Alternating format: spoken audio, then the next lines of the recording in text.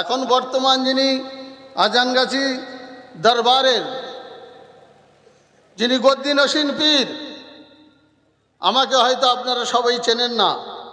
আমি ওনার বড় জামাই।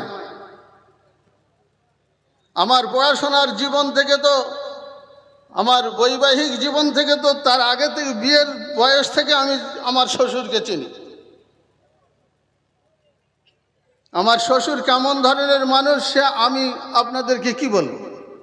আপনারা তা দেখছেন, তার ব্যবহার দেখছেন, তার দরবারে যাচ্ছেন।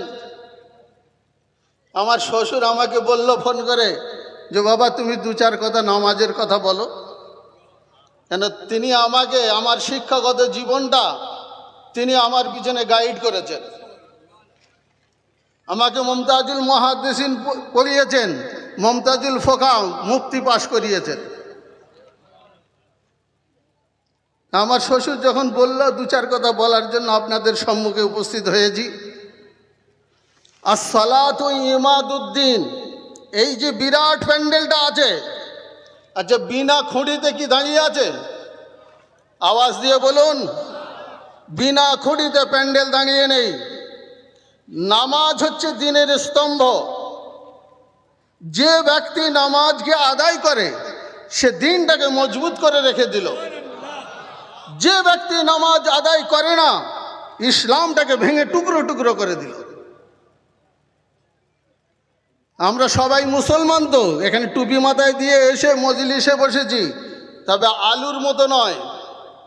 আলু আমাদের তরকারি তো, সবজি তো, সব জায়গায় লাগে আলু। আলু লাগে না? গোশের সঙ্গে লাগে, মাছের সঙ্গেও দেওয়া যায়, ভাজার সঙ্গেও দেওয়া যায়, সব জায়গায় আলু ব্যবহার করা যায়। আলু আমরা ব্যবহার করি, কিন্তু নিজেরা যেন আলু না হয়ে যায় ভাই, নিজেরা যেন আলু না হয়ে যায়। যে টুপি মাথায় দিয়ে মজলিস হচ্ছে, ওখানে এসে বসে আল্লাহ এবং আল্লাহ রসুলের কথা শুনবো, হাক্কানি আলেম ওলামাদের কথা শুনবো, আবার তাসের আড্ডায় যে তাস খেলা করব, আবার বিড়ি ফুঁকতে শুরু করে দেবো। কুল্লু মুস্কিরিন হারামুন, রসুল বলেছেন। এটা বিশ্বাস হয়? রসুলের কথা বিশ্বাস হয়? আচ্ছা রসুলের কথা যদি বিশ্বাস হয়, রসুল নামাজ ছাড়া অন্য কিছু করতে বলেছেন? মুসলমান সে থাকবে? আমার তো মনে হয় মুসলমান থেকে যাবে। নামাজ পড়ে ফজরের নামাজ জামাতের সঙ্গে আদায় করে যে আমার পাশের জমি আমার ছোট ভাইয়ের, আমি যে আল ছেটবার সময় আল থেকে ছিটে নিয়ে আর আমার ছোট ভাইয়ের জমির দিকে ফেলে দিলাম, তাহলে মুসলমান তো আমি।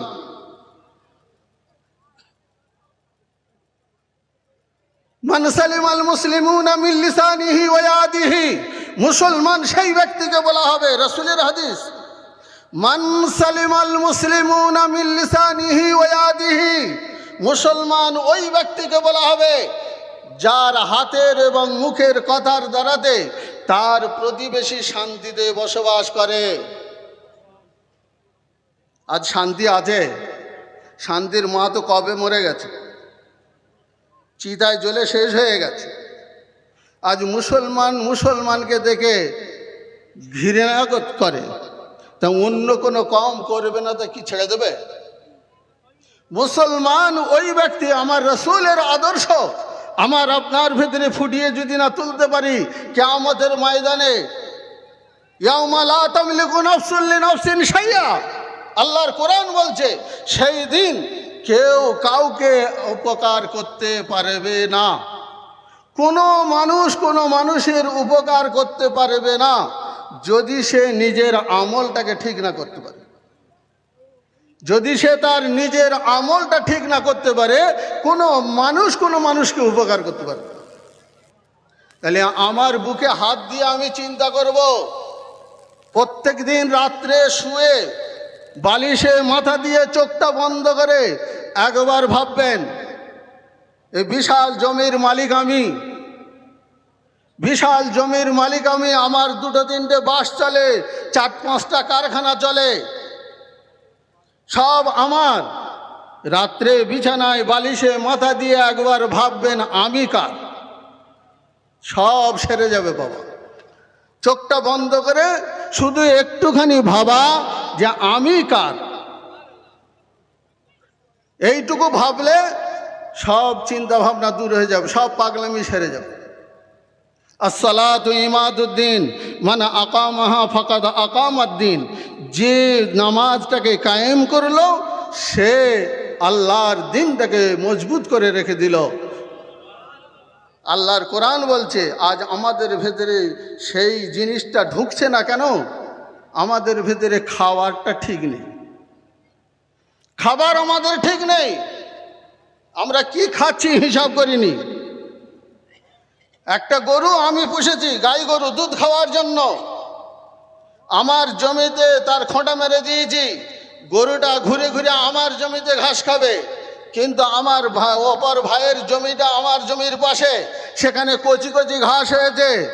আচ্ছা, গরু আমার কথা শুনবে? গরুকে যদি বলা হয় আমি হাজি সাহেব, আমি মাওলানা সাহেব, আমি মুফতি সাহেব, আমার ভাইয়ের জমিতে কচি কচি ঘাস হয়েছে, খবরদার বাবা, তোকে এত সুন্দর করে লালন পালন করেছি, তুই আমার ভাইয়ের জমির ঘাস একটাও খাবি না, দড়ি কিন্তু লম্বা আছে।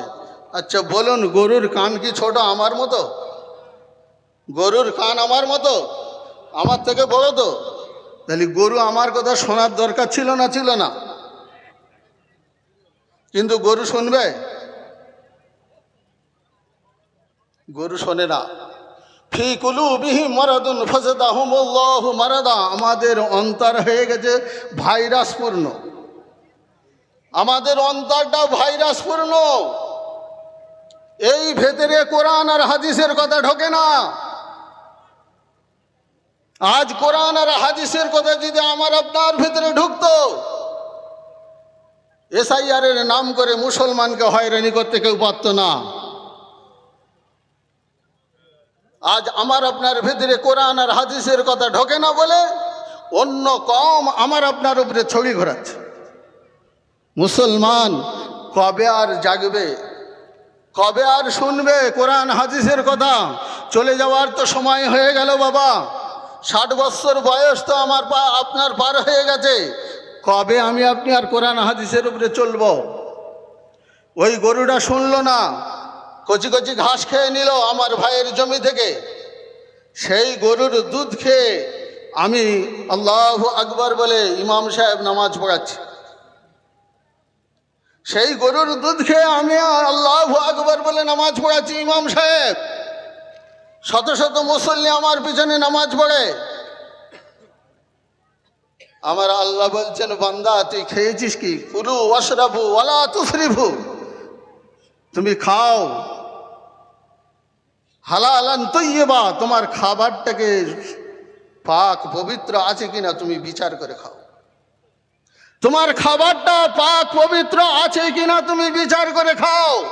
আর ওই গরুর দুধ খেয়ে আমি সবার সম্মুখে যে আল্লাহু আকবার বলে দাঁড়িয়ে গেছি। আমার নামাজ আমার ফায়দা দেবে? আমার নামাজ সেদিন বাঁচাবে? নামাজে যখন আল্লাহু আকবার বলে দাঁড়ালাম, আল্লাহ বলছে, বান্দা তুই তো আমার সম্মুখে দাঁড়িয়ে গেছিস, যখন আল্লাহু আকবার বলেছিস তোর আল্লাহ সবচেয়ে বড়, আমি আল্লাহ তোর সামনে দাঁড়িয়ে আছি।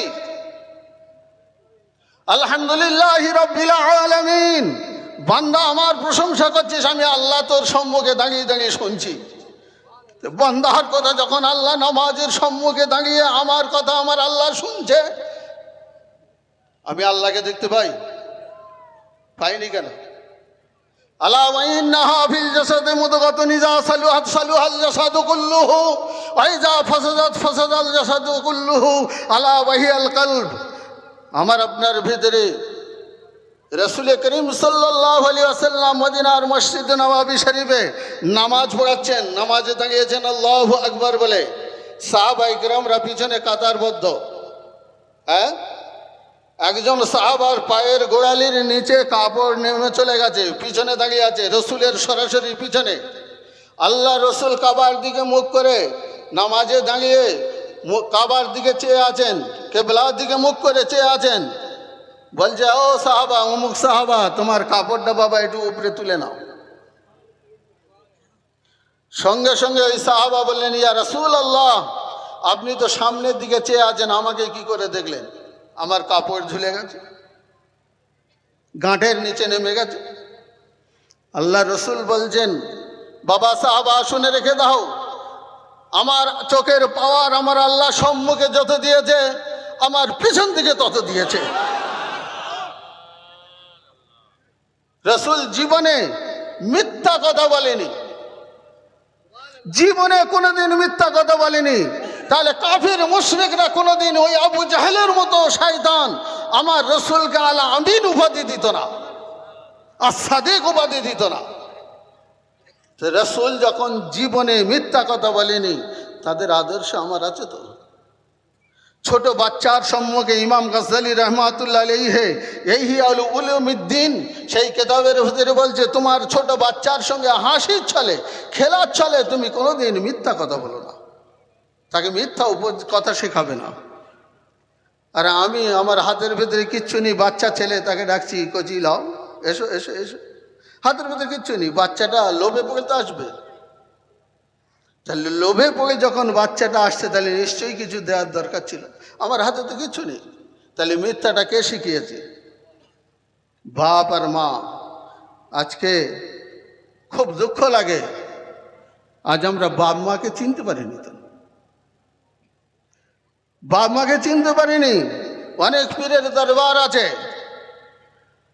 ভালো ভালো বড় বড় আপেল কিনে, মৌসুমি লেবু কিনে, বড় বড় মাছ নিয়ে পীরের দরবারে যাচ্ছে। কোথায় যাচ্ছিস রে কম বক্তা? তাহলে হুজুরের দরবারে যাচ্ছি। তোর বাপকে একটা আপেল খাইয়েছিলি? বাপকে একটা আপেল কিনে খাওয়াইনি।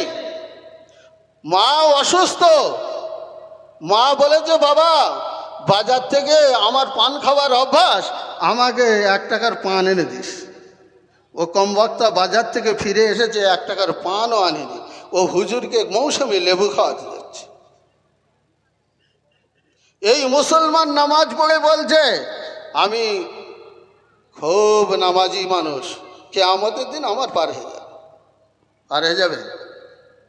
ইমাম ফখরুদ্দিন রাজি রহমাতুল্লাহ আলাইহি ইন্তেকালের সময় শয়তান ইবলিস 100টা প্রশ্ন করেছিল, 100টা প্রশ্ন করেছিল। শেষবেলা প্রশ্ন করেছিল কি জানেন? তোমার আল্লাহকে কে সৃষ্টি করেছে বলো। শয়তান ইবলিস প্রশ্ন করছে ইমাম ফখরুদ্দিন রাজি রহমাতুল্লাহ আলাইহিকে, তোমার আল্লাহকে কে সৃষ্টি করেছে বলো। আল্লাহকে কে সৃষ্টি করেছে বলতে পারবে? ইমাম ফখরুদ্দিন রাজি রহমাতুল্লাহ আলাইহি কাশফের হালতে নিজের পীরকে স্মরণ করলেন। পীর বলে দিচ্ছে, হে ইমাম ফখরুদ্দিন রাজি,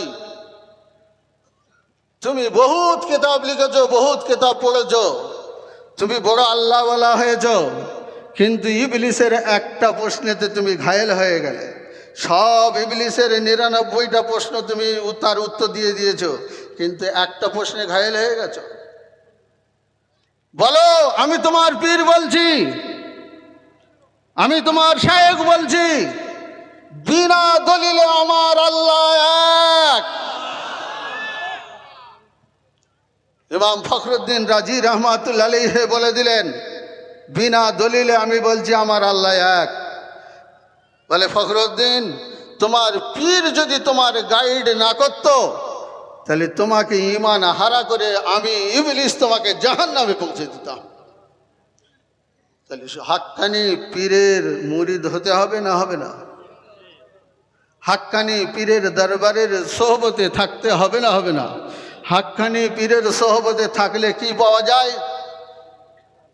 নবীকে পাওয়া যায়, আর নবীকে পাওয়া হয়ে গেলে আল্লাহকে পাওয়া যাবে। আর আল্লাহ যখন মানুষের পাওয়া হয়ে যাবে, তখন বান্দার দুনিয়ায় আর আখেরাতে কবরে কোনো জায়গায় ভয় থাকবে না। আমা আলাইনা ইল্লাল বালাগ। নামাজ